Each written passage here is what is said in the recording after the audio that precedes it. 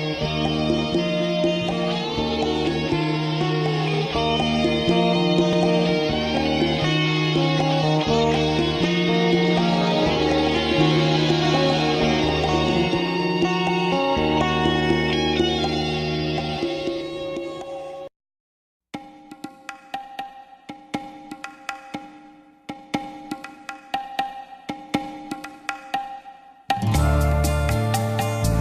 think I've often felt that I'm a less interesting person to interview than a lot of the people that you've had. I never pretend to have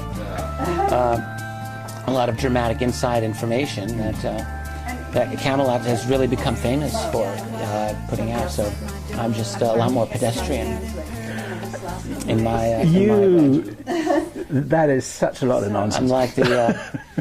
Well, we could get that on camera. That is right? nonsense. Are the cameras rolling? I think that you should introduce Rich. Okay. Okay, because you got the deep history here. Deep, very deep. No, yes, I have the deep info on Rich. Spill the beans. The 411. Here we go. As it were. Okay, this is Carrie Cassidy. And this is Bill Ryan. From Project Camelot, and we are here with Rich Dolan. And we are about to do a future talk with Rich Dolan, which will be very interesting. And just to refresh the audience's mind on what a Camelot future talk is all about, it's basically sort of a roundtable discussion between the three of us. It's not so much to go into your material, because although you are the author of UFOs in the National Security State, and they're Volume 1 and Volume 2, and they're huge, thick books, and you're an incredible historian. Highly recommended. I want to plug these books on your behalf. Please do. Yeah, yes, I really want absolutely. to. I really want to plug guys. this stuff. They're very, very. It's a wonderful historical document, and possibly in future times it'll be considered one of the most important historical documents of this critical time. Thanks. Yes, I would say it is the quintessential history of UFOs as we know them at this up to the year you ended on, and I'm sure you're off to the next one, right? I am currently working on that third volume, which will take the story to the present day. That's right. Yes. Yeah. Yes. Are you going to be able to catch up with the present day, or is the present day accelerating away from you? Well, who knows? I think that I'll have the third volume done in about 2 years, coincidentally with toward the latter part of the year 2012. Won't that be interesting? Possibly I'll have it finished on December 21st, 2012, for all I know. Good job. Okay, well, I have to say that we're all three extremely verbal, so this is going to be a real challenge to speak one after the other rather than on top of each other, but we're going to try. Let's do our best. So, and it's fun to be with somebody who really is as verbal as we are. So, at any rate, I would like you to give a little bit of your background for the people that will watch this, won't know anything about you, because, you know, the whole Rhodes Scholar finalist type thing, however you say that, and... Yeah, sure. I've, been writing and researching UFOs for a little over 15 years now, since the mid-'90s. Prior to that, I was Mr., academic PhD wannabe. I was working on a PhD in Cold War Studies at the University of Rochester in New York State. At that time, I was focusing on the presidency of Harry Truman, the birth of the national security apparatus that I've come to write about in my later books. In particular, I was doing a doctoral dissertation on Truman and this particular document called NSC 68. In national security, among those historians, it's actually a very well-known Cold War type of document. That was my thing. Prior to that, incidentally, I was a finalist for the Rhodes Scholarship. That was when I was an undergraduate student at Alfred University. My professors encouraged me to apply for the Rhodes, and I made the final cut, so not too bad. That was an interesting experience, incidentally. I did an interview down in New York City. The main woman running that interview was continually talked about how she was a close friend of Henry Kissinger. I'll never forget this. This was back in 1984. Big warning. Oh, big time. Let me tell you, even then I really had a total aversion to anything connected to Kissinger, and it really turned me off. And I've never said this to any other interviewer, but I really think that in a sense I torpedoed my own interview. I didn't come across well in that interview. I think I had an attitude to these people, and a lot of it was because of the environment that I found myself within. Suddenly, not knowing everything connected with the Rhodes scholarship that I learned later, just as a tool of the elite, let's say. Back then, it was just something that I thought I wanted. But being in that environment, I was really turned off. And I didn't give a very good interview, in my own opinion. I didn't get it. Dodged a bullet, maybe. Absolutely. Absolutely. Well, and brought you over to us and to this whole sort of arena that we're in, and probably made you a very, very unique individual out there in the milieu, because a person with your credentials and your sort of methodical way of going about things at the same time. You're a fabulous writer. You could have been a journalist by trade, Thanks. And you're also a very interesting critical thinker, I have to say. So Thank you, when you Carrie. take that, an ability with story, and then on top of it, you're a fabulous speaker, and I've sort of chided you about that, and tried to get you to be even more fiery than you are, because Right. you have it in you. And everybody likes him. Everybody suspects Yes. him. He's very good looking. He wears a suit, and I think this makes him highly suspicious. highly suspicious. He's much too good to be true. He's got to be a clone. Oh, right, okay. Well, no, I have to say, and you're also, you have an interesting background even beyond that, because I don't know if you want to go into any of that, so I don't want to. We can always erase something from the tape or not put it on. Oh, if okay. I say something that's not acceptable, because I know that you have sort of I don't know if you'd call it abductions or contact experience.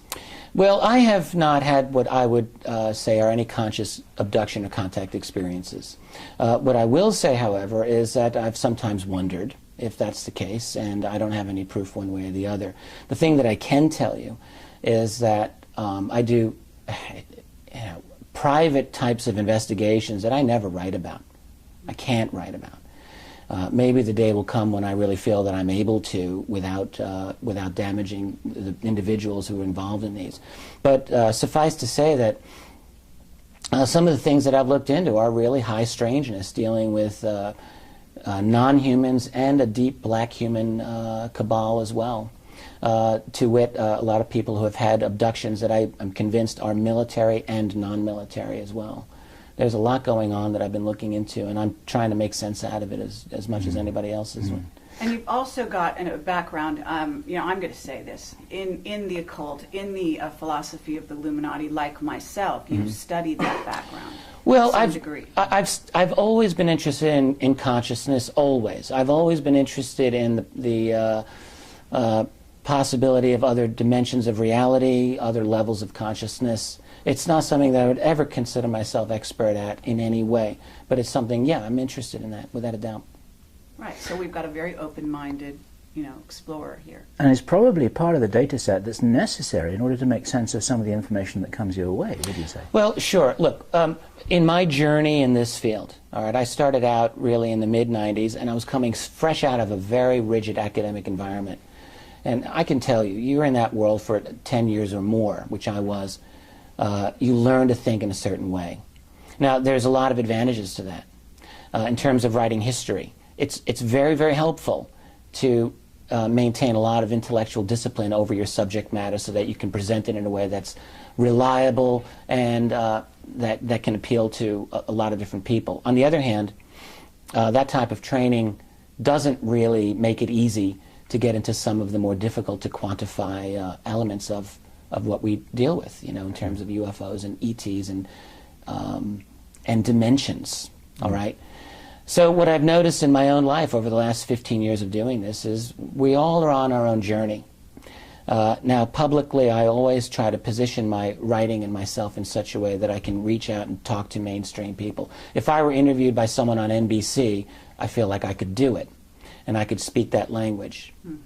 Because after all, look, everyone doing this field, we're part of a spectrum, and we all have our own audience that we have to deal with. And everyone's got something to contribute in that regard. And so if I'm able to speak in some way positively to a mainstream or to someone who's outside of our community, well, I think that's a good thing. However, the longer you stay in this field, all right, the more obvious it is that this is a messed up, strange field. It would be like if I were to just stick to little nuts and bolts, sighting reports. It would be like going to this beautiful beach with this huge ocean and saying, yeah, I'm going to go feel the water for a while. And I go out and get my toes wet. And then I walk back and say, okay, I'm done. I mean, without just going for a swim. At a certain point, you got to swim in the water. And so I feel that I've done that. Which is to say that, yes, I've encountered a lot of things that are very, very bizarre, that have challenged my own conception of what is real. I'll give you one example, and it's something that's second nature to probably you and many people listening, is simply the mental connection between people and these other entities, these other things. How many times is it that we come across a case where someone will say, I had this urge at 2 o'clock in the morning to sit up in my bed and look out my window, and I did, and there was this orange glowing ball out there. So what does that tell us? Well, it tells me that there's a telepathic connection between us and them, whatever them happens to be. And this is a very important part of it. In other words, our consciousness, our minds are a very important part of what's going on here with this phenomenon. Might be the most important part. It might be, yeah. Our minds, maybe our souls. There's a lot of strange stuff going on here, and I happen to believe in this enigma called the soul. I didn't always, but I do. And I think that it exists. When this body of mine dies, when your body goes and decomposes, there's going to be a part of you that remains, that non-local part that the ancients called it the soul. I think it exists, and I do believe, this is only my opinion, I don't know this for sure, that these other beings that are here interacting with us on this plane of existence, they know about that. And it's of interest to them. I would say there's overwhelming circumstantial evidence to suggest that that's the accepted reality out there. And we're just kind of waking up to this possibility. And you feel, this is a question, the statement is a question, you feel that you've got to be kind of cautious about those suppositions because you have got kind of always one potential foot in the NBC interview camp. It's like you've got to be careful about what people are hearing you say. And you've got a reputation to kind of defend and blah, blah. Honestly, I've made so many statements at this point that if they really wanted to trash me on NBC, they could do it. They'll use this interview among many others that I've given. So, with that in mind, I'll just, if I get that opportunity again, I'll just have to deal with it best way I can. That's well, good for you. Yeah. I mean, for us, I guess, if I dare speak on your behalf, this is a self-evident given. I met so many people, myself included, who have vivid memories of past life recalls. These aren't inventions, Yeah, absolutely. This is for real. Yeah. And it's like it's an axiom. It's not a hypothesis. And there's been some very good work done on this, even in the much more there's been a lot of quantified data that's available on this, going back many, many decades. So yeah, I'm absolutely persuaded of it as well. Yeah, Did you ever meet John Mack? Briefly, on one occasion, I did. Yes, it was in 2002 at a function for as a kickoff for Steven Spielberg's miniseries Taken, and that was in New York City for the Sci-Fi Channel. I would love to have talked with John Mack more because I've always had a high regard for him, but it was such a crowded function. I was a brand new guy on the scene. I'm not sure if he knew much about me at all. Someone shoved me in front of John Mack. There's all of these other people around. And I chatted with him briefly, and we were very polite with each other. But I don't think I made much of an impression one way or the other on John Mack. I would like to have had a chance to have talked with him, and unfortunately that never happened. It just might interest you to know that the book he was working on before he died had to do with consciousness. So that it all comes back to consciousness, ultimately. And I find that with researchers in this field, that you go out, you do all your, you kind of drill down in different areas that interest you, maybe nuts and bolts even, but ultimately it comes back, to consciousness and to what, the heart and the mind and the spiritual aspect of what we're really interacting with. If I can just jump on top of what you just said here, I totally agree. I find that in my own life, every year or two, I'm reinventing my own paradigm of what is reality, and I'm expanding my own consciousness. So you go into this field thinking reality is this one thing, and then suddenly things don't fit, and you go, and there goes that layer of reality, and that might work for a little while, and then a year or two goes by, and you think, no, this isn't right, and we go deeper and deeper. I'm not done. Yes. I'm pushing 50 now, and I'm still doing this. And I think that's the best thing. The number one best thing about having gotten into a field like this is that it has challenged my understanding of what reality is. Whereas, honestly, I think most people, they hit the age of, say, 30 and they're done. They've spent the rest of their lives filling in the blanks of what they think they know. Let me give you my own perspective on this, because just over dinner I was talking to some people about collecting the jigsaw puzzle bits. Okay, it's another metaphor. And you're trying to make it fit into the picture that you think is on the box. You haven't actually seen the picture, but you've got an idea of what you think it probably looks like. And they don't fit. You try and force it to fit, and if you're honest, they won't really fit. And then the picture's got to get bigger and bigger and bigger.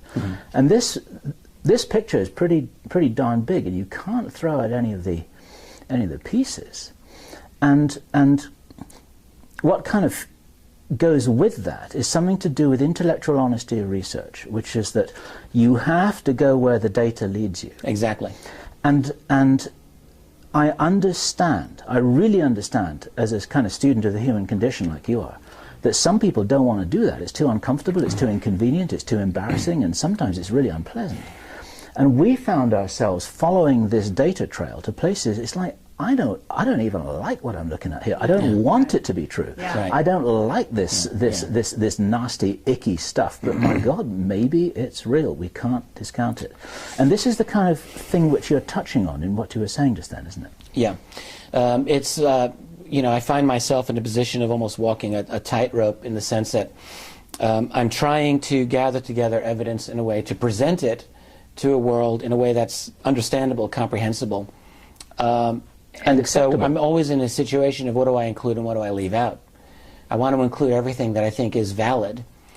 Certain things that I'm presented with I don't think are always valid, but then later turn out to be maybe valid partially.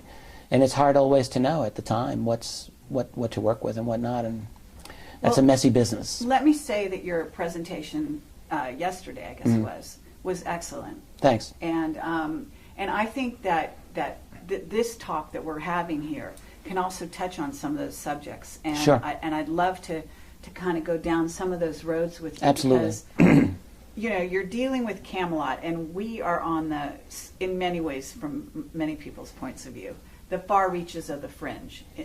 Although we have a very large audience, surprisingly, even though we do go out to the That's fringe. right. Yeah. So we allow in, and especially me, even between the two of us, I think in some ways. Like my window, whatever you want to call it, is just really very, very open to all kinds of things. So if somebody approaches me with a story, no matter how outlandish it is, I'm going to consider it. I'm going to listen. Now, that doesn't mean we're going to publish it, but that's where our discretion does come in.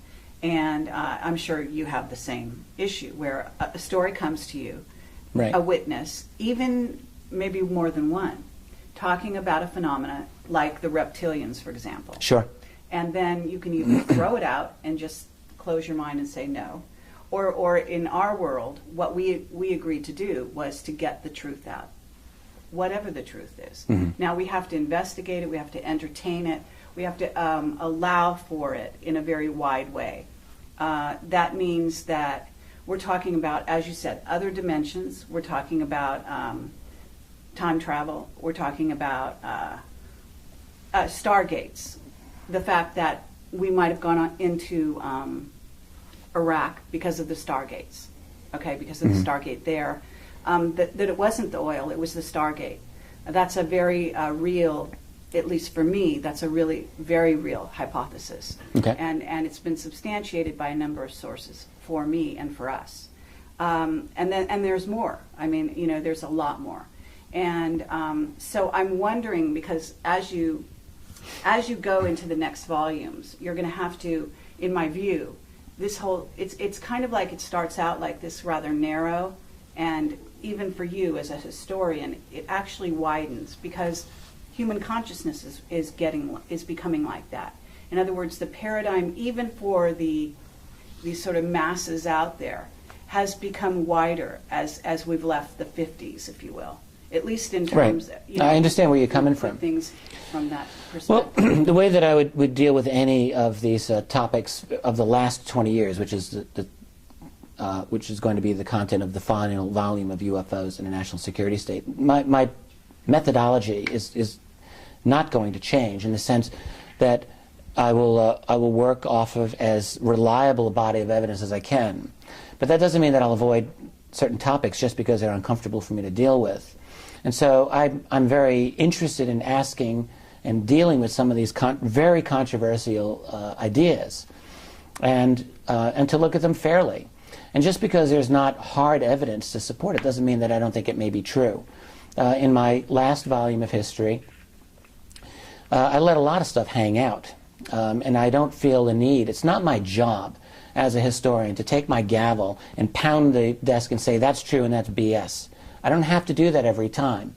Sometimes I feel that I'm able to make a judgment one way or the other, and I may put that out, hopefully with a light touch. But a lot of times I just don't know. So the best that I can do sometimes is simply present the best evidence on all sides that I can, and just leave it. I can't solve every single problem. And really, it's beyond any one person's ability to solve every one of these issues. It's too much. It's a minefield of 500, 1,000 or more hot topics that just don't easily allow for solution necessarily. Yeah, it's like a hall of mirrors. One thing that I really loved that you did in your presentation yesterday was when you talked about the fact that there's actually created what you called a breakaway, almost a breakaway civilization. Within our culture. We've got a breakaway, and I would call it almost a rogue culture. Yeah, I think that's one way to look at it. In many ways, and we were talking to Bob Dean about this yesterday, and you know, he's actually like a leader in sort of our arena as a spokesperson in many ways, having come from, you know, really having a secret, above top secret clearance, and then moving into our sector of things. And so he's had real hands-on, you know, involvement in that sort of breakaway civilization, if you will. But he's come into what is the masses. And we were talking about the fact that there's actually a division now between the two lives. And you, I think you illustrated this wonderfully on your presentation. Thanks. Well, yeah, the basic idea is something that I've been working for the last couple of years. I introduced it in Volume 2 of my history and expanded on it in AD. And the idea is really not a complicated one. It's it's based on the idea that if you go back 60-plus years, we've recovered a piece of exotic technology from Roswell or some other crash retrieval, let's just say. You have teams of genius-level scientists looking at this with a lot of money, lots of layers of secrecy, and a lot of time. And so at a certain point, I think we can assume that they're going to have one or more eureka moments where they understand this technology in ways that are going to make a difference. That might mean they can improve integrated circuits or develop fiber optics, but it also might allow them to have breakthroughs that are even more exotic and better than that. Let's say anti-grav or, you know, field propulsion technology. Now, if they make that type of a breakthrough, that might be something conceivably, I think probably, that their superiors would say, you're not going to be sharing this with the rest of the world. That's a little bit too important. Something like anti-grav, for example, would take down the petroleum industry. Poof, there it goes. Because whatever these objects are using to go from point A to point B, it's not petroleum. So that by itself is a world changer, and it would be withheld of necessity in the opinions of those people managing this secret. They're not really out looking for the betterment of humanity as a whole. That's a little bit too grand for their scheme. What they want to do is maintain their position vis-a-vis other players. So what would happen then? Let's say that you make a breakthrough in the 1960s on field propulsion, and you start to develop your own fleet of flying saucers. Well, the way science works, of course, is that it doesn't just go at a linear thing. It's exponential. It builds on itself. We need a little bit of water here. I'm so sorry. No, that's fine. We can put a cut right there. It builds on itself. And so that it's really not inconceivable, is it, to imagine one breakthrough leading to a new understanding of some fundamental scientific reality, which may lead to another breakthrough, and on, so that this clandestine group suddenly starts leapfrogging, jumping, and now the next thing you know is they are way ahead of the rest of us. Is that possible? Absolutely it is. I'll give you one case in point. I had a conversation years ago with a former NSA scientist who told me point blank that NSA computing capabilities in the mid-1960s had them running at a clock speed of about 650 megahertz. Now today that's chump change, that's nothing. Everyone's got laptops faster than that. But the key point is that the personal computing world didn't reach that clock speed until around the year 2000. So that the NSA was 35 years ahead of the rest of the world. That's a lot. So what would be the case? And then you ask, where are they now? You know it. And in the case of a group that might even have something ahead of the NSA in terms of ET technology or capabilities, where would they be in terms of AI, in terms of nanotech, in terms of biotech, in terms of the ability to go off-world, in terms of the ability to deal with dimensions? I think that this is all very significant. What it means is that they are, in a sense, a different civilization than we are. I mean, what is a civilization? Well, it has to do with your level of technology, your cosmology, your understanding of your place in the universe, and all of those would be different with these guys. And so I call them a breakaway civilization. They've broken away from our own. That doesn't mean, by the way, that they never interact with us. I mean, they've got families, they've got reunions, they do their thing, but they also live in this other world. And my theory is simply that the farther ahead they get, very probably the harder it's going to be for them ever to try to bring the rest of us up to speed. I mean, I can see this being the case. Even if you've got sympathetic insiders, and I believe there are, they might be asking themselves, how the hell do you bring in 7 billion other people now who live in this little cartoon version of reality compared with what we've got? How do we bring them up to speed, even if we wanted to?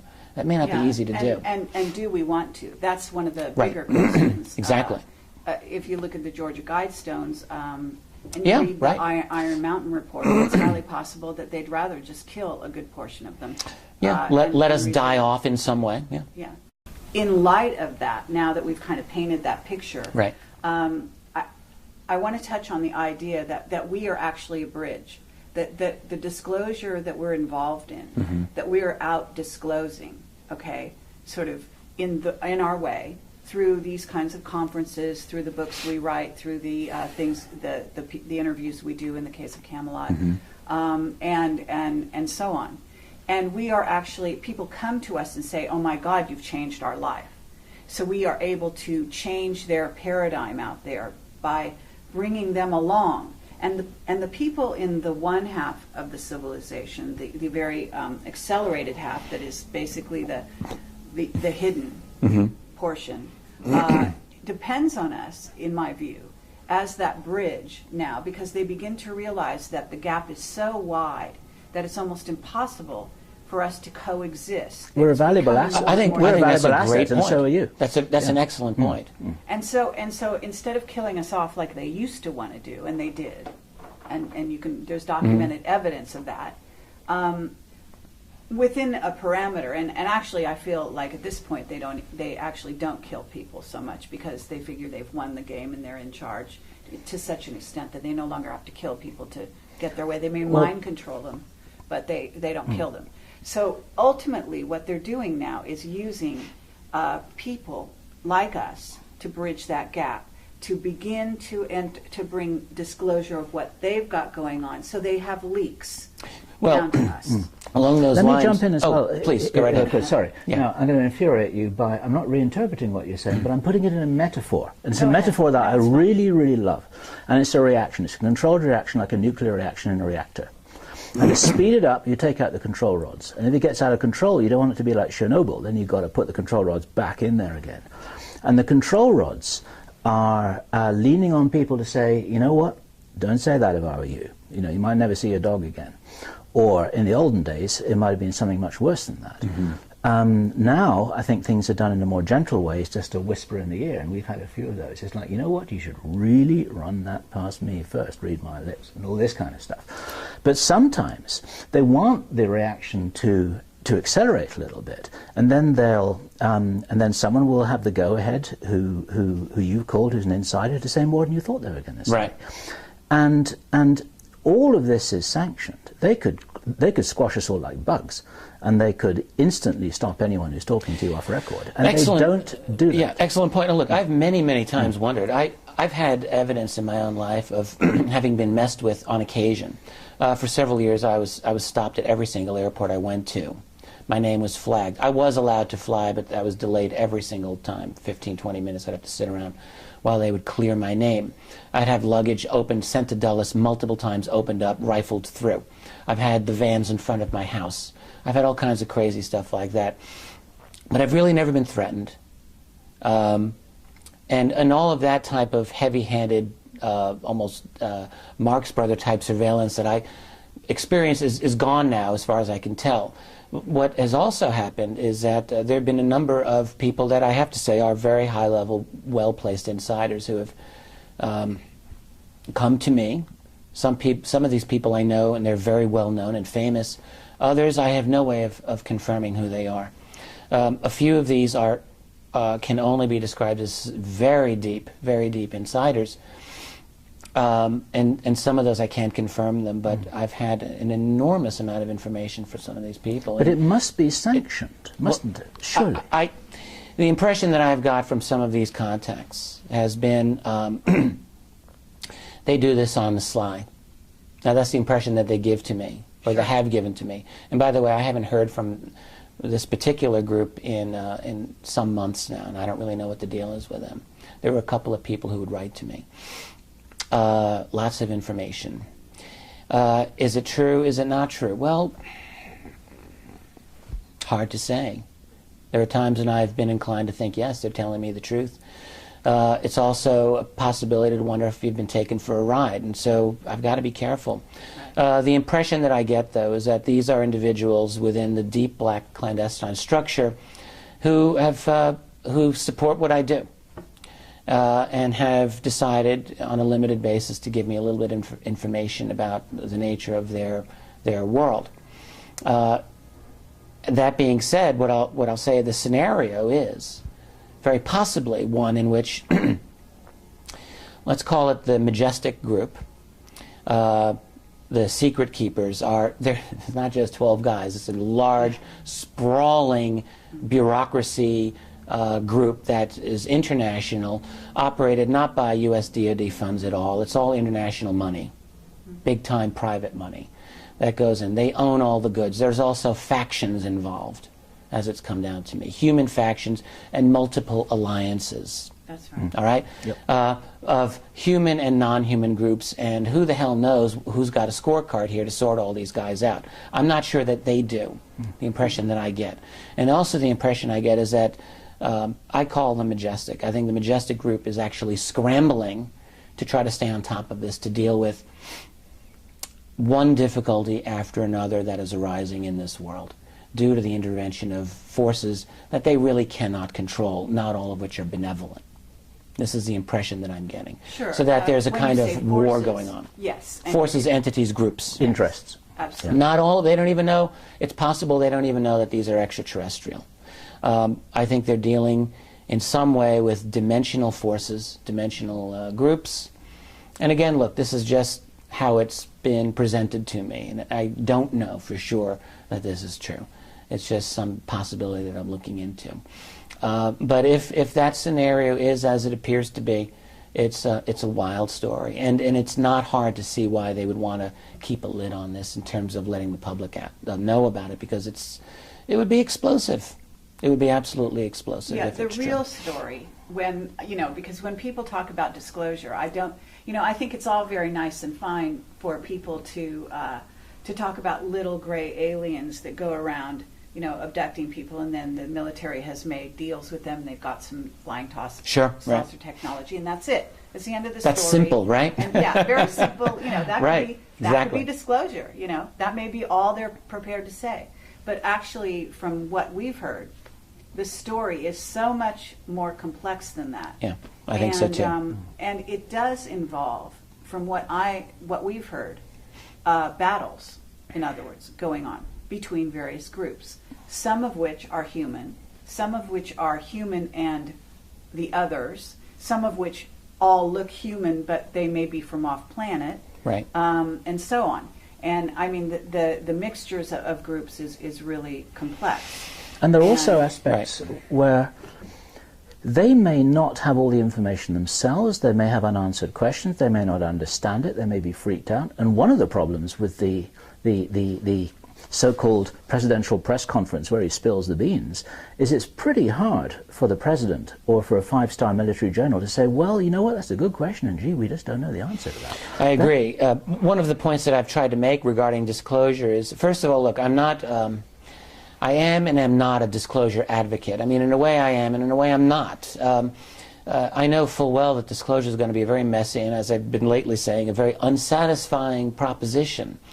And it's not going to be fun. Having said that, I think, as I've often said, it's a paradox. It's impossible, but it's inevitable.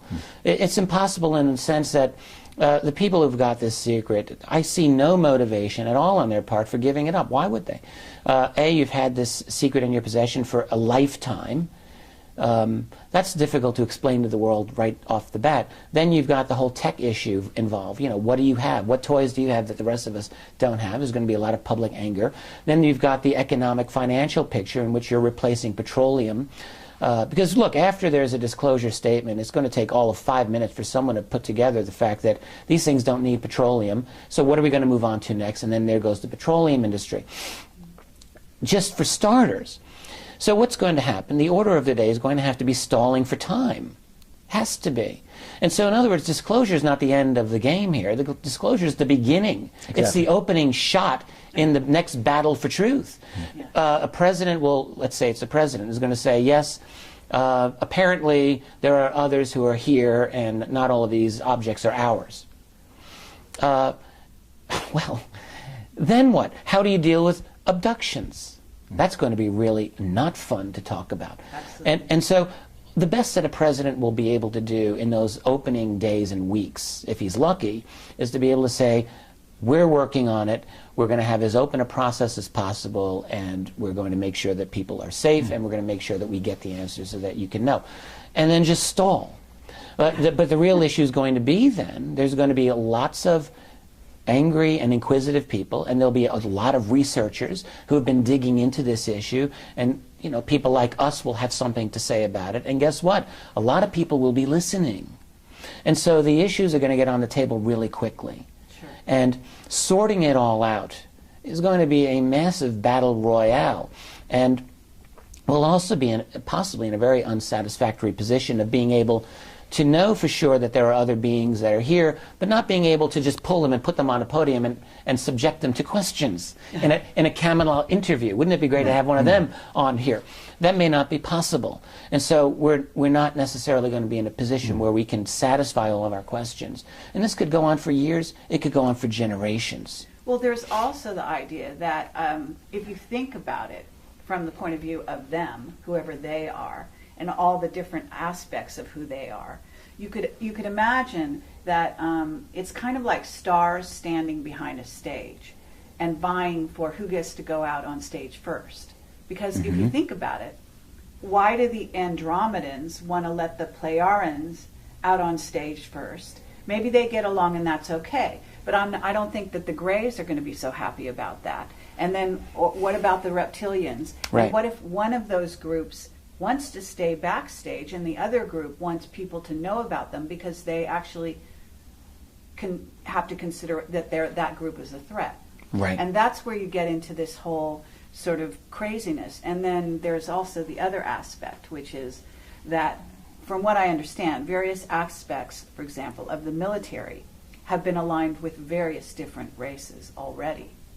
So there you already have a sort of battle going on behind the scenes for the group of Nordics, let's say, that are affiliated with the Air Force versus the Army, and I'm guessing here, who is aligned possibly with a certain group of Greys. And then there's supposedly, another group of Greys who are bigger and taller and may have, humanity's best interests more at heart, so to speak, than another group of Greys, and so it goes. So and this kind of discussion, it's not like it's not already been out there. And we do have movies about ETs and various kinds of ETs. We do have V on the television right now. Right.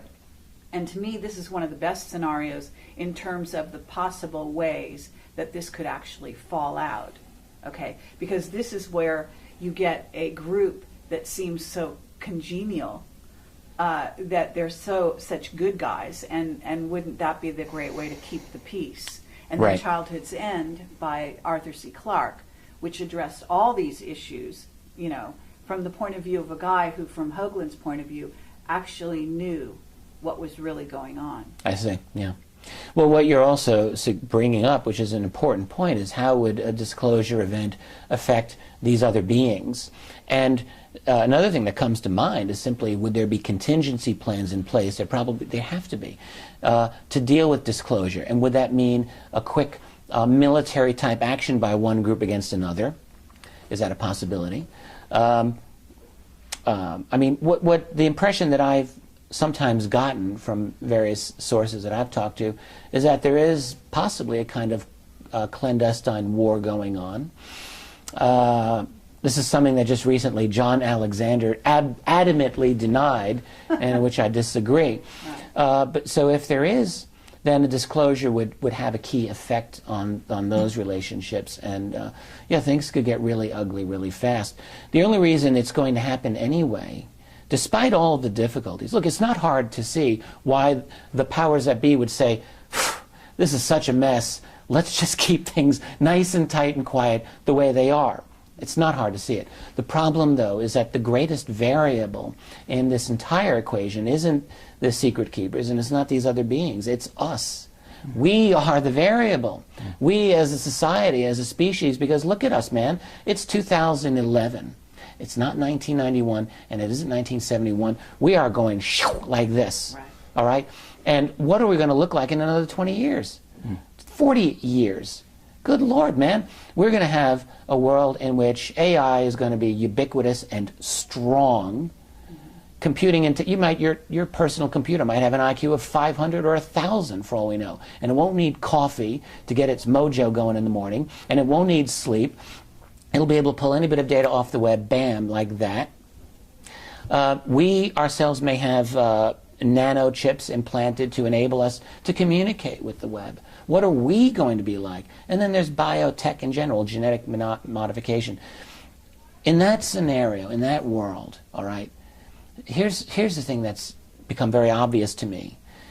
These other beings, see, they've got to know this. They know that we're about to leap right into their world. Absolutely. And so that they've got to be interested in us supremely right now, knowing this. And so that we're going to be in the position within 20 years, I think it has to be the case, where we're going to have this capability of detecting just exactly who they are.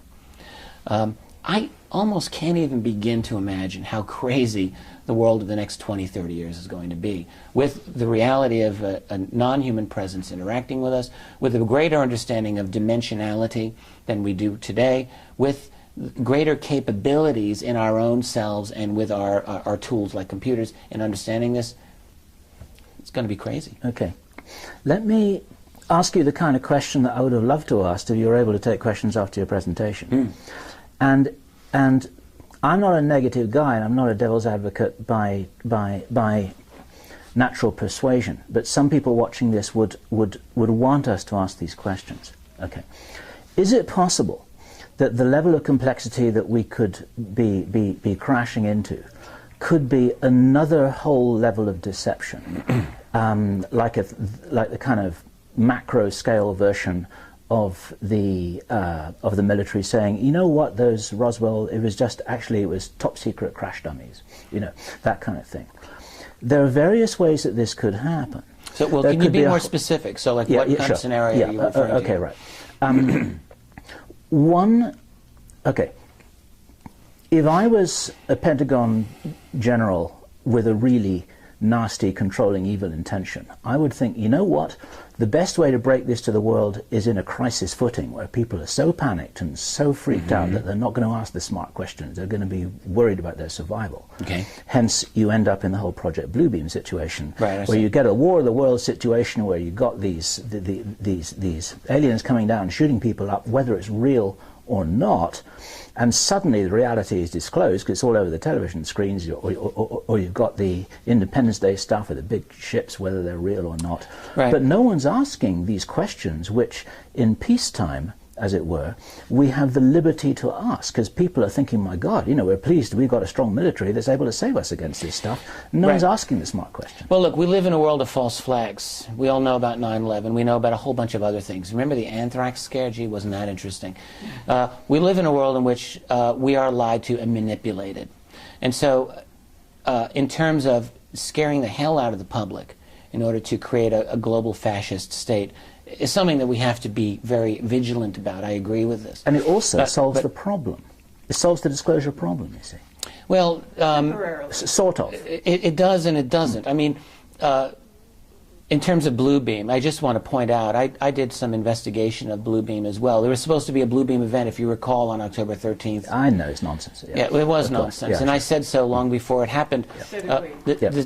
Good. The origin of the Bluebeam theory was from a guy named Serge Monast, and you know, I looked into his background, and the fact was it's just a load of nonsense, in my opinion. But the theory, as a tactical device to use, it makes strategic military sense that some people might do this. Surely. The question is, you know, getting the details right. So you're going to have to convince the world that there is a hostile alien threat, and they're about to get us. So you're going to have to come up with, presumably, documents. You're going to have to come up with ETs. See, part of the problem is going to be convincing the scientific community about this. All right? And no matter how you put out the disclosure, there's going to be an issue of persuading, say, the National Academy of Sciences, which is a very, very, to call them skeptical on UFOs is a gross understatement. But putting the ships above, you know, all the major cities around the world would kind of close that statement. So which ships? Holograms that are so persuasive. But you wouldn't even. But you wouldn't even have ships. But would persuasive holograms really do the job? Ultimately, we believe they have the craft. Okay, so we know they have superluminal travel now. We know they've got black triangles. We know some of those UFOs that people are seeing are military. Right. They're ours. Okay, whatever ours is. You know.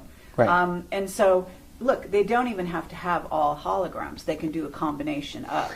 And the thing is that I agree with you in the sense that I've always said this. In fact, if they do attempt a Project Bluebeam type invasion scenario with the craft that they have and some holograms and so on and so forth, that ultimately the real guys are going to have a say in that scenario, because they're going to say, well, wait a minute, dudes.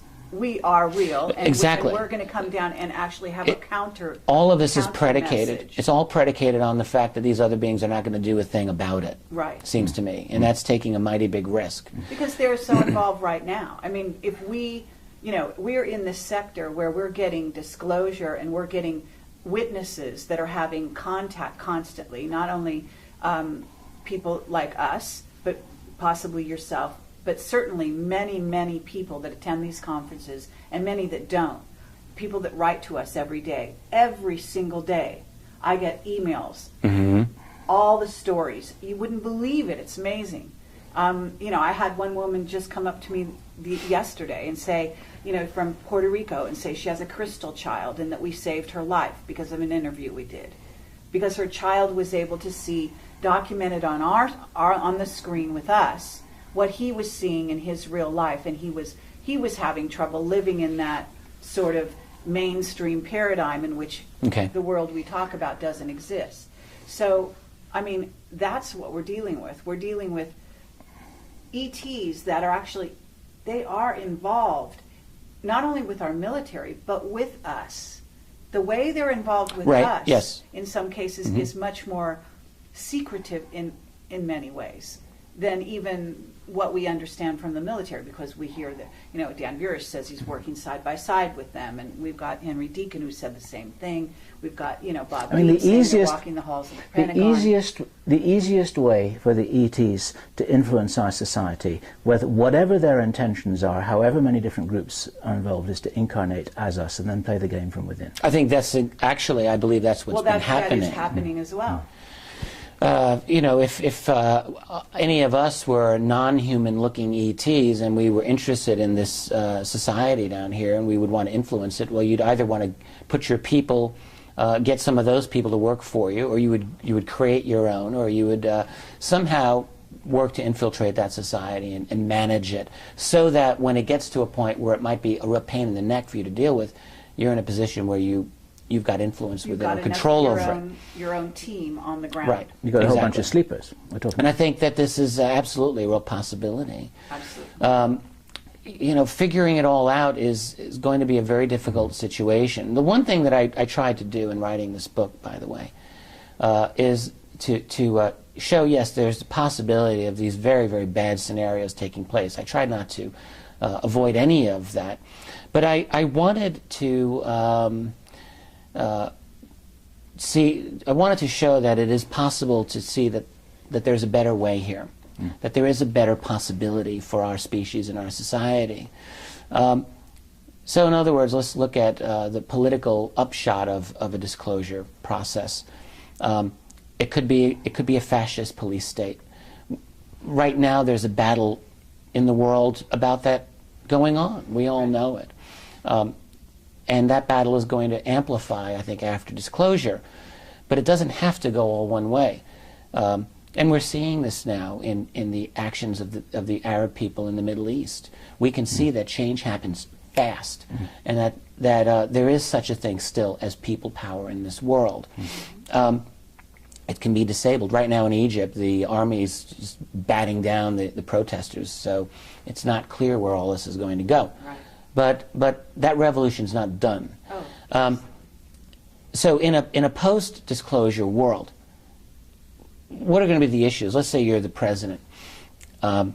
Is it possible that that person, despite the fact that he was put into power by the Bilderberg elite groups, Illuminati, okay, put right into the White House, is it possible that that individual might have a moment where he sits down or she sits down and decides, we have a possibility here for something really positive, in which he or she may want to take on the black budget clandestine breakaway group that has managed this.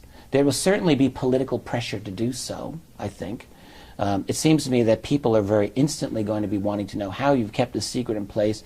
The structure of secrecy, unless the fascist state comes down, boom, like one heavy curtain, there's going to be a lot of discussion about this structure of secrecy. And there's going to be a lot of angry people.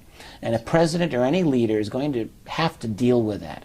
And unless he starts shooting everyone all at once, there's going to have to be a way to deal with this politically. And so there will be, very possibly, some serious, deep investigations that are held publicly. And a president will have a chance, I think, to take a very courageous decision and to gain control over, in the United States, of the U.S. system of government away from these black budget clandestine groups and to find out where they are, where the money is, what the programs are, at the same time of fighting another battle.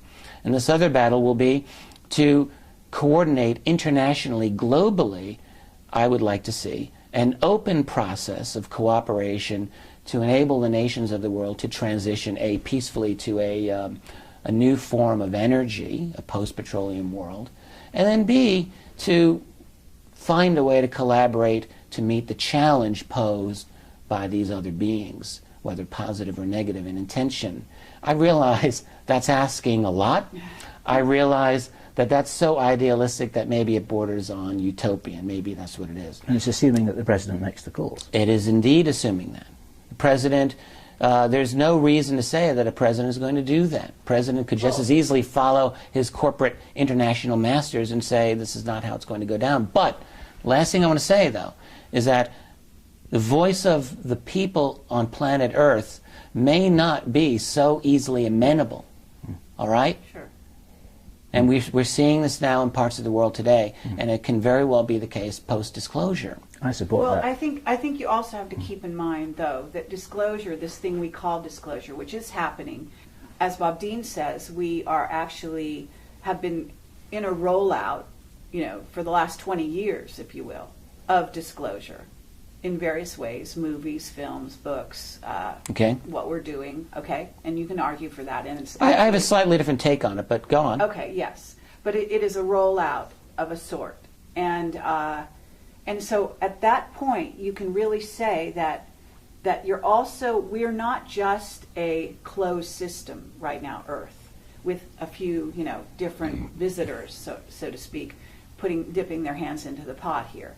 We are actually entering as a solar system, a galactic community, but also we have, if you listen to Paul LaViolette and you look at what's happening in terms of the dynamics with the changes on the sun and the fact that there's a super wave of energy coming towards us, that one of our witnesses, Jake Simpson, said that using superluminal travel, they sent craft out beyond our solar system and actually were able to see this wave coming towards us. Okay? All right. And this was several years ago. So at this point, you could assume that it's almost here. The changes on all the planets in our solar system are well documented at this point by Hoagland and Wilcock and other people scientifically.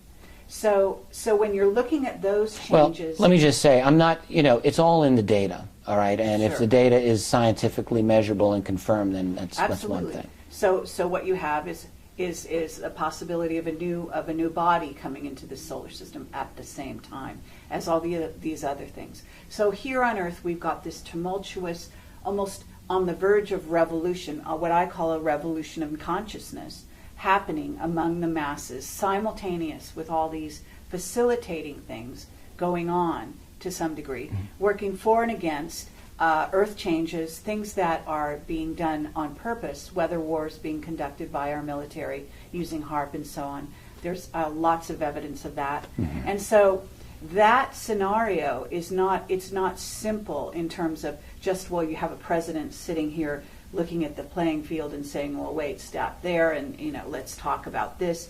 Actually, it might not be that easily delineated, and what we may be looking at also, because in terms of the power structure, it's not the president, obviously, and it's groups like possibly Scion, which is MJ12's new name for themselves supposedly, and then City of London, which is maybe even above that, and aspects of that, and then there's the Anunnaki card, if you want to pull that forward, which says that there are Anunnaki that are operational here on the planet at this time, and that they are still in control, and that their I hear your point. May be right. Their reign that's being challenged, and not President Obama or I'll take the point, obviously, that there are entities beyond that, but okay. But the office. I take your point with everything that you've just said about powers behind the throne, so to speak. But I would still maintain that within the office of the U.S. presidency, there are still legal powers that this individual has that would enable him to make a difference. All right. Officially speaking, in our world, the office of the president has substantial power. The fact is, we all know that it's been mitigated by all kinds of other factors around it. But that doesn't mean that such power can't be reclaimed. And this is the thing that I would like to see in an after-disclosure world. I'm not saying it's going to happen. The last person who tried to do that might have been Kennedy. I think so. I think we could all agree that John F. Kennedy was taken out for that reason, that he was a real problem to those people. But it doesn't mean that a future leader won't have a moment of courage and a moment of insight and make a decision to say, let's do this the right way. Let's do this for the betterment of the human species. Why should we ever rule that out, especially if there's a large global movement among the people to do that? Yeah. I think what we're not talking about here is the white hats, because I think what would facilitate such a move on the part of a president or even a small group within our military-industrial complex, if you will, there are white hats. Absolutely. And I am in touch with some of these people at this time. Yeah. And they are very concerned to keep the United States operational, which is something that, from what the information we have, is that the Rothschild faction would love to see taken down, such that it would fall under the purview of their overlook and basically become part of the New World Order. as a one world government, right? So you can't have the United States with all its power sort of sitting out here like a, on its own, running things or attempting to still run things around the world when in fact it needs to be part of a team, right? Well, I think to a large extent the U.S. has been brought into that. But the white hats do indicate that they still have something worth fighting for. Yeah, sure, that's sure, not done. sure. So I'm just saying that that's the group Right. that would support what you're saying. Yeah, The I think so. president acting in a certain way, because he's not going to do it by himself. He's got to have somebody behind him. The fact is, as I see it, and I think as you guys also see it, is that there's two sides to this battle. There's many sides to this battle, but it's not all, the power isn't always all on the other side of the fence. That those of us fighting for the right fight here, have some resources too, and we have to remember that. Being hopeless is certainly not a good state of mind, and it's also not accurate. This is what we say every time we talk to Jordan Maxwell, who, bless his socks, has had a tough time.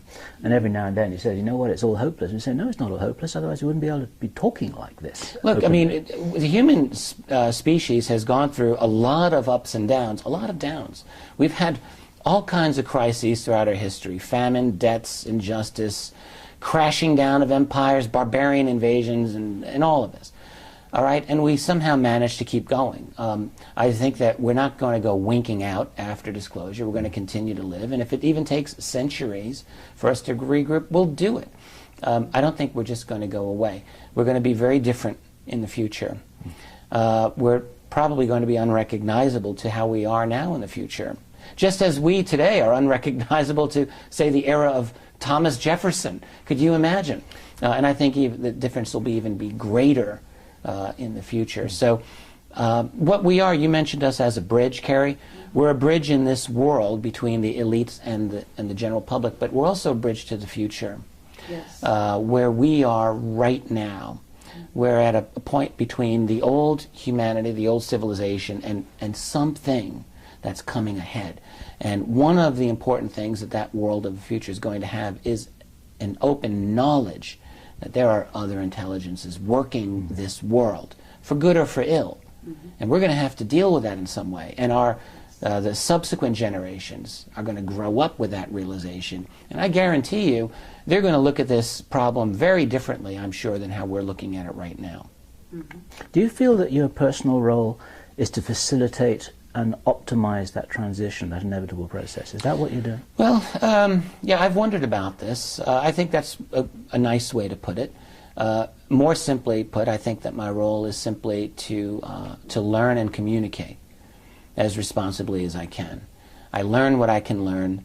I try to provide as rational a voice on this process as I'm able to do, for better or for worse. But you're being more than just an academic historian, aren't you? I ceased being an academician many years ago. I carry that training with me, but I'm an independent scholar, I guess is probably the best way to look at it. And yeah, look, I agree. I think that what I would like to be in my heart of hearts is someone who can really help and make this a better world, not a worse world, and to transition us to as good a place as we can be in the future. One of the team of midwives of the birth of a new world. I like the way that sounds, yeah. Yeah, absolutely. I think there's a team of us, if you will, and I think there's also the potential for the positive view, as you're talking about it, of the future that involves this revolution in consciousness that is happening around the planet. And I think that in spite of how it's being used and how it will continue to be used, this wave that's hitting the Middle East and various countries, that having traveled there, having even been there recently and been, in communication with the locals, I can tell you that on the ground, this is really where the hearts and minds of people is around the world. This is not just a CIA-motivated coup type thing going on. This is real. And it's as sure real, seems like that to me. Absolutely. In the streets of Egypt as it is in Jordan and so on.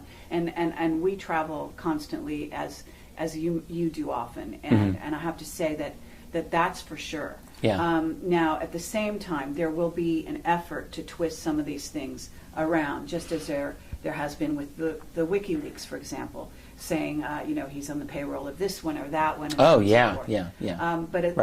But the information comes out. Exactly. Bottom line, the truth is coming out slowly but surely, and that's really the wave that we're all behind, in my view. And I want to say that at some point, and it may be happening now, I'm beginning to think that call them the power elite, call them, whoever they are beginning to turn to us to begin to be the sort of not only the bridge, but also the communicators between them and the masses. I mean, us all. Yeah, but what I mean is that us in the sense of, I don't mean us Camelot. The alternative media. Us in terms, in terms of the ones that have been willing to go out on the limb early on, sort of being at the avant-garde, being at the forefront of some of the changes and the willingness to entertain that. At the same time, we can actually provide, I think that there's a dialogue that can start to happen, if you will. Well, there's another way to look at this, because speaking totally for myself, I can tell you, no one ever encouraged me to take this path that I've taken. This is something I've done on my own. I've never gotten encouragement from the Rockefeller or Rothschild clique. Hasn't happened. Yeah. It's possible to say that they've suffered this existence and they've allowed me to do it. Okay. But what I think is actually happening, and this gets me back to a point you mentioned Bob Dean earlier, and I love and respect Bob. I think the world of him. But it's a very commonly held opinion that Bob shares, and I'm not sure I agree with, which is that this elite is promoting a kind of openness to this reality through popular culture and popular media. I'm not discounting it, but what I actually see is this change is coming from the bottom up, and that those people who are involved in media are increasingly seeing that this is what people are interested in, and they're responding to that. That's what I think is actually happening. And again, let's take a look at WikiLeaks as a phenomenon.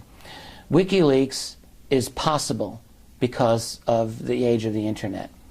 In the same way, these radical changes we're seeing, almost every single thing that we're seeing, honestly, in my view, is because of the existence of the Internet.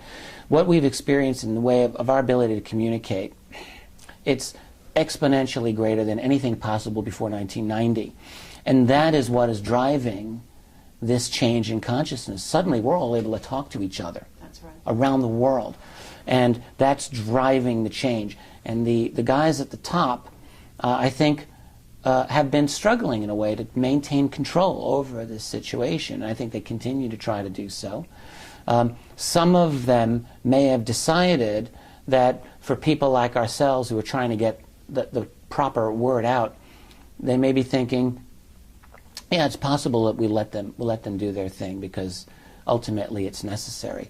But I can tell you from my part, I've never gotten any active encouragement or money, which would wasn't for anything like that. Yeah. But I understand where you're coming from. Right. We've actually had our lives threatened, so anything but encouragement, that's right. At least Exactly. from our point of view. But what I'm saying here is that I think what I sense is the tide is going to turn in that regard, and also what has happened with the media. For example, with Spielberg and so on, there is evidence that these people have been approached by people in power to steer their message, to encourage them along certain lines where they wanted it to go. And I'm talking major mainstream media. In Spielberg's case, I've wondered about this, and my question would simply be, what's this man's message? If you look at the movies and projects he's done, he's all over the map. He's had E.T. the Extraterrestrial. He's had Close Encounters of the Third Kind, happy, positive E.T. message. He's had Taken, nasty. He's had War of the Worlds. That's even nastier. So right. if there's a message that this guy is supposed to be putting out, what is that message? All right, other than to say that there's E.T.s here, big deal. All right. But that may be part of it. Look, they Isn't it possible though? Something positive with something negative. It's basically how they manage the message. Isn't it just as possible though, Carrie? Isn't it just as possible that Spielberg is a guy who's genuinely interested in this topic and is exploring different facets of it, as any intelligent person might do over the course of 30 years? I'm not saying he's not got no relationships here, but when you look at Hollywood, Let's look at something going back in history like the Robertson panel of 1953. And this is a CIA panel, and it was very, very clear among those guys that they were going to work with Hollywood, among other agencies, to guide public opinion on UFOs. But to what purpose? To debunk and discredit it. That's what they were going to do, to disable this whole topic. And there is evidence that the Robertson panel was in effect through the 50s and 60s, very possibly beyond. So what the suggestion that you might be saying now is that that's changed in order to get a different message out, which is to acculturate the public in the reality of ET. I guess it's possible. But I'm not seeing a lot of hard evidence for it. Okay, well, I think the hard evidence is everywhere. I mean, I think every movie you see, and I'm sort of a rabid sci-fi fan, so I see it everywhere. Yeah, but isn't it just as likely the possibility that they're responding to obvious public interest in this topic? But it's both, don't you see? Yeah. It's both. Yes, in other words, the people it's both have, from the top down it's the same and from the thing that's bottom up. happening in Egypt with the revolution. You know, the place was like a tinderbox. People wanted freedom. Right. That's there. That's real. It's the same thing with the understanding of these people that are writing screenplays, that are making movies. Right. They have a passion for the subject. Absolutely. Okay. It's a real passion. Okay. But you can't discount the fact that the powers that be, at this, mind control is a huge portion of what's going on now. Yeah, with regard to the powers that they have. Well, yeah, actually, I mean, I shouldn't really be arguing it this strongly, because I do agree that, you know, if you have the annual Bilderberg meetings, obviously one of the things they're going to want to do is to ask, how do we manage public opinion here and there and there and there? And so they're going to have thoughts about doing this. They want to steer it. They'll want to. How good they are at steering is another matter, and I would submit very good point. that the internet has allowed them not to steer it with the control that they wish to have. Absolutely. In other words, I agree with you completely there. Yeah. I think the internet has allowed them to surveil us completely. Right. But at the same time, it's given us incredible power because we are, as you say, able to talk to one another across the world. Absolutely. And get information everywhere. Exactly. And the power behind information, and in essence, truth, when it is contained in information, is like a spark that goes out and spreads around the globe. Yeah. And basically becomes a fire in the hearts of the people. Okay, to get poetic about it. I love that phrase, yeah. So what I would say is, yes, I think the future is wide open. I think the powers that be, regardless of their ET connections even, are completely aware that they are losing their grip as we speak. And it's like a cauldron that's beginning to boil over. And I think that they're grasping at straws to try to pull it back in. But I don't think they're ever going to be able to do that. And that's what we're banking on because, you know, that's what we do. We're trying to wake people up. And it's just the act of waking up that makes every human being able to connect with that whole world. And you just made me remember what I wanted to say, so thank you. And it's the whole concept of consciousness. And incidentally, when I spoke at Awake and Aware, a conference in '09, I absolutely loved the title of that. And I've always appreciated your tagline in your emails, Awaken the Dreamer, all right? Because I also feel that most of us, to varying degrees, go through our lives kind of a sleepwalking our way through. And our ongoing struggle is to wake up, to become conscious of everything that's going on around us and inside us. When I look at the world around me, not simply other researchers or interested parties in this topic who are much more awake than the typical person, but there's a lot of people who aren't awake. And I ask myself, what's going to get our whole species awake? Is it our mainstream media? No. Is it our political system? Not really. Is it our educational system? Doubt it. And so there's really no structures in place, really, that are going to get us there. But there's a couple of things that can do it. The shock of learning that there are other beings interacting with us is going to spark 6 to 7 billion people to sit and look and ask themselves a simple question: have I been wasting my whole life? Because there's going to be evident, strongly obvious, that there are other beings operating at a different level of consciousness than we are. And people are going to realize, holy crap, I've got to get my I've got the opportunity to rethink my whole worldview, my whole life.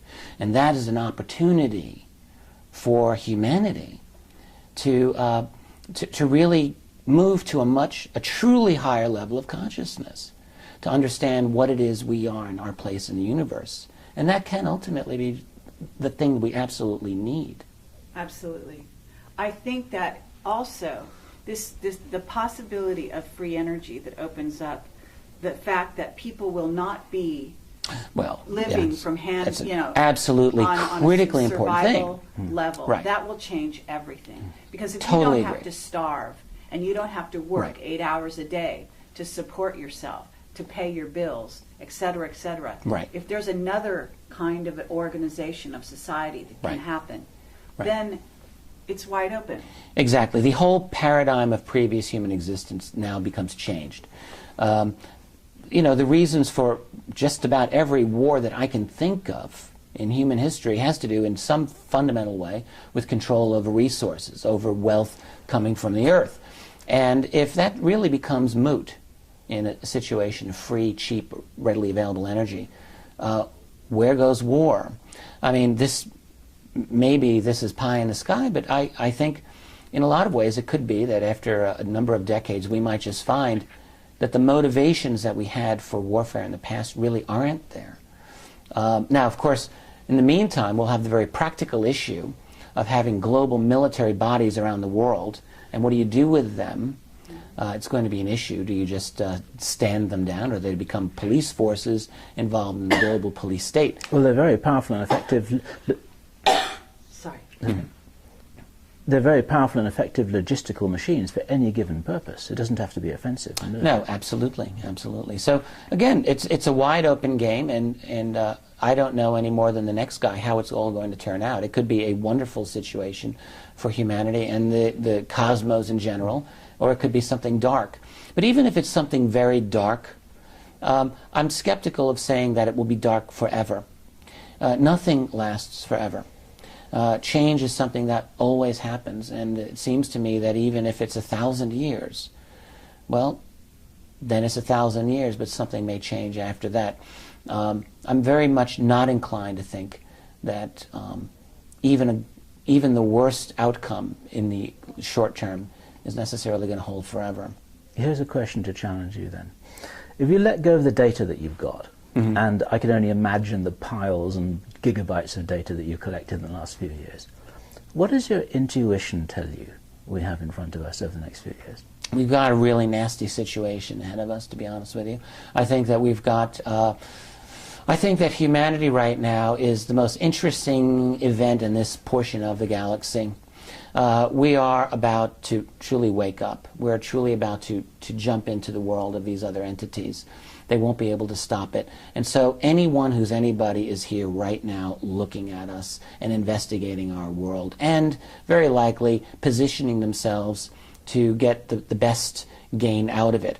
I'm not of the opinion that all of these other beings that can go across dimensions and stars are all necessarily spiritually evolved. And I think some of them are, actually, and I think some don't seem to be. So you've got a plethora of interests out there. And so what we're looking at is we're going to get a baptism by fire in the next lifetime. Us and the next several generations after us are going to have to deal with a lot of difficulty. We also have the possibility of some severe infrastructure interruptions, it seems to me. I mean, I was just reading about the airport in Tripoli right now, which is a sea of humanity with no sanitation and no food. And they're all just trying to get out of the country. Imagine that on a large scale, if we have big problems in terms of mass panic and difficulties associated with transitioning to new forms of energy and financial problems and collapses and wars that may break out in the short term, it could be really bad.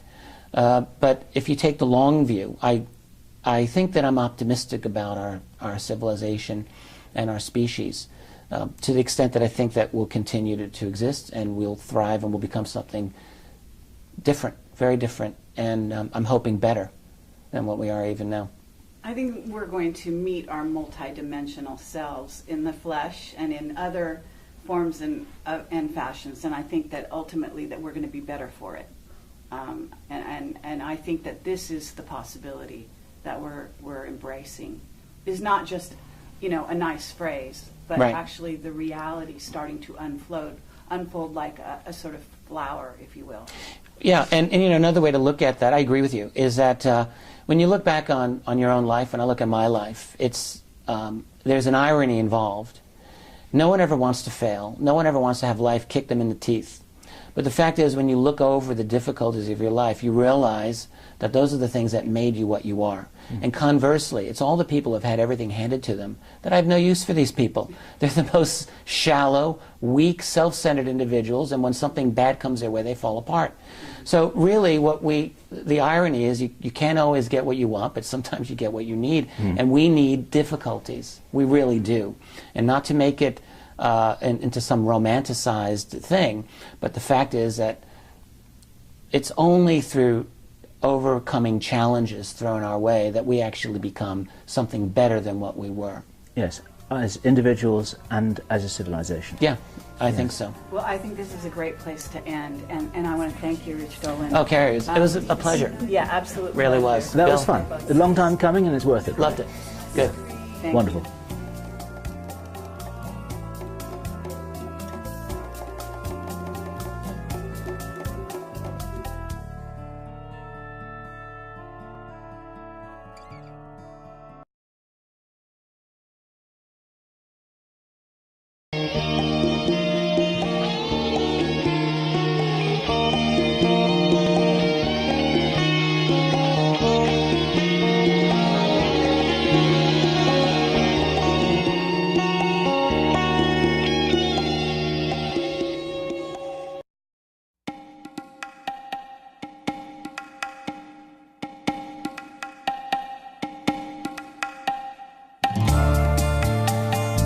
I think I've often felt that I'm a less interesting person to interview than a lot of the people that you've had. I never pretend to have a lot of dramatic inside information that Camelot has really become famous for putting out. So I'm just a lot more pedestrian in my that is such a lot of nonsense. I'm like the well, we could get that on camera. That is nonsense. Are the cameras rolling? I think that you should introduce Rich. Okay. Okay, because you got the deep history here. Deep, very deep. No, yes, I have the deep info on Rich. Spill the beans. The 411. Here we go. As it were. Okay, this is Carrie Cassidy. And this is Bill Ryan. From Project Camelot, and we are here with Rich Dolan, and we are about to do a future talk with Rich Dolan, which will be very interesting. And just to refresh the audience's mind on what a Camelot future talk is all about, it's basically sort of a roundtable discussion between the three of us. It's not so much to go into your material, because I was really turned off, and I didn't give a very good interview. In my own opinion, I didn't get it. Dodged a bullet, maybe. Absolutely. Absolutely. Well, and brought you over to us and to this whole sort of arena that we're in, and probably made you a very, very unique individual out there in the milieu, because a person with your credentials and your sort of methodical way of going about things at the same time, you're a fabulous writer. You could have been a journalist by trade. Thanks. And you're also a very interesting critical thinker, I have to say. So Thank you, when you Karen. take that, an ability with story, and then on top of it, you're a fabulous speaker, and I've sort of chided you about that, and tried to get you to be even more fiery than you are, because right. you have it in you. And everybody likes him. Everybody suspects him. He's very good looking. He wears a suit, and I think this makes him highly suspicious. He's much too good to be true. He's got to be a clone. Oh, right, okay. Well, no, I have to say, and you're also you have an interesting background even beyond that, because I don't know if you want to go into any of that, so I don't want to. We can always erase something from the tape or not put it on. Oh, okay. If I say something that's not acceptable, because you know, I know that you have sort of I don't know if you'd call it abductions or contact experience.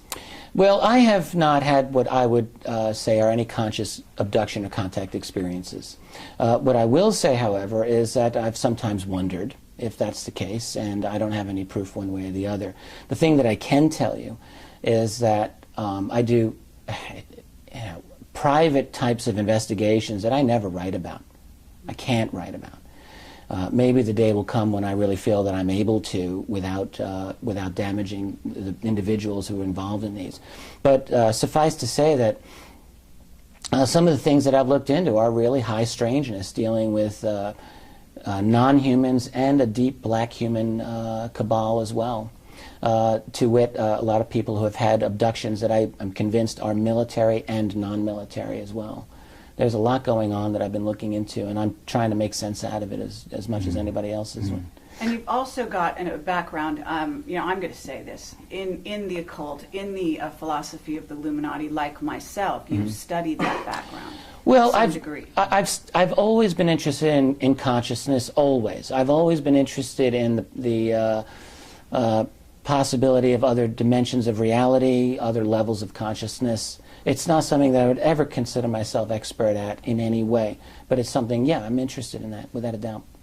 Right, so we've got a very open-minded, you know, explorer here. And it's probably part of the data set that's necessary in order to make sense of some of the information that comes your way, would you say? Well, sure. Look, in my journey in this field, all right, I started out really in the mid-90s, and I was coming fresh out of a very rigid academic environment. And I can tell you, you're in that world for 10 years or more, which I was. You learn to think in a certain way. Now, there's a lot of advantages to that.